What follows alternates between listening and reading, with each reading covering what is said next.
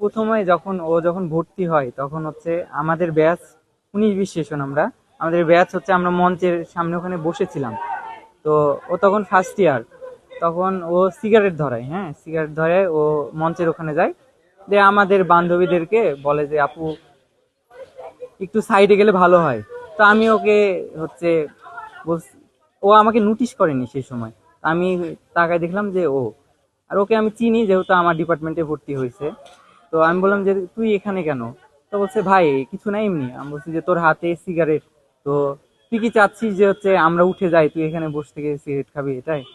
তা আমি ওকে এমনি বসলাম, বসে কথাবার্তা বললাম, বলে হচ্ছে ছেড়ে দিয়েছে ওকে, হ্যাঁ। তারপরে হচ্ছে আমার এক ডিপার্টমেন্টের বড় ভাইয়ের কাছে ও অভিযোগ জানায়। তা আমি ওকে ধরছি, সিগারেট খাওয়া নিয়ে এটা নিয়ে ধরছি। তো আমি ওকে বললাম, বড় ভাইকে বললাম, বলার পরে বললো এটা হয়ই, আর ও যেহেতু বেয়াদবি করছে, ও এরকম কখনোই করে না যে ফার্স্ট ইয়ারে এসে হচ্ছে সিগারেট ধরায় ওপেনে। তো এই বিষয় নিয়ে বলছি, বলার পরে পরবর্তীতে এই বিষয়টা আমার কাছে খারাপ লাগছে যে ডিপার্টমেন্টের ছোট ভাই, আর এগুলো বিষয় নিয়ে তো বলাই যায় তাই না?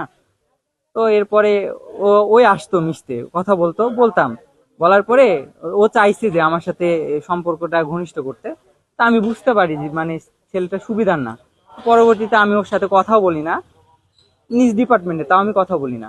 পরবর্তীতে এই বেয়াদবি করতো, চারুকলা আনুষঙ্গিক ঘটনাও হয়েছে, সেই ঘটনা হচ্ছে ওর মাধ্যমে হয়েছে।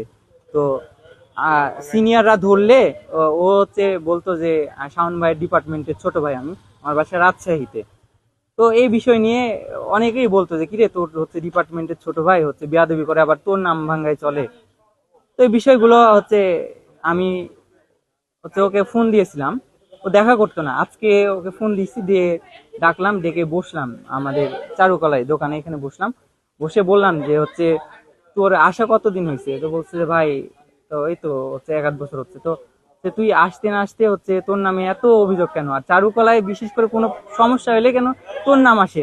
আর আসে ঠিক আছে, কিন্তু কোনো হচ্ছে সিনিয়র ধরলে সেখানে কেন আমার নাম নিস? আমি আমি আমার নাম নিস কেন? হচ্ছে আমি নাকি তোর হচ্ছে ক্লোজ বড় ভাই?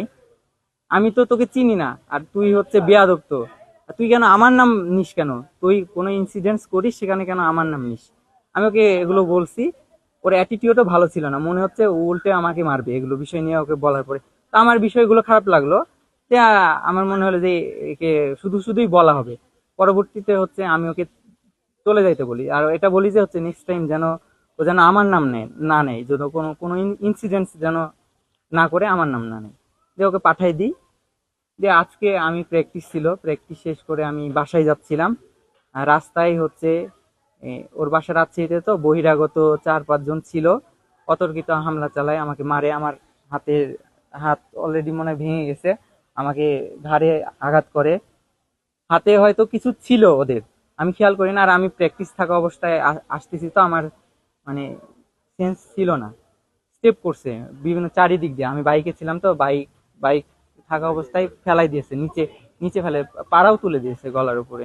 হ্যাঁ ইনস্ট্যান্ট, মানে চারুকলার রেল লাইন ক্রস করে তো স্পিড ব্রেকার আছে, ওই জায়গাটাই রানিং অবস্থায় আমাকে আটকেছে।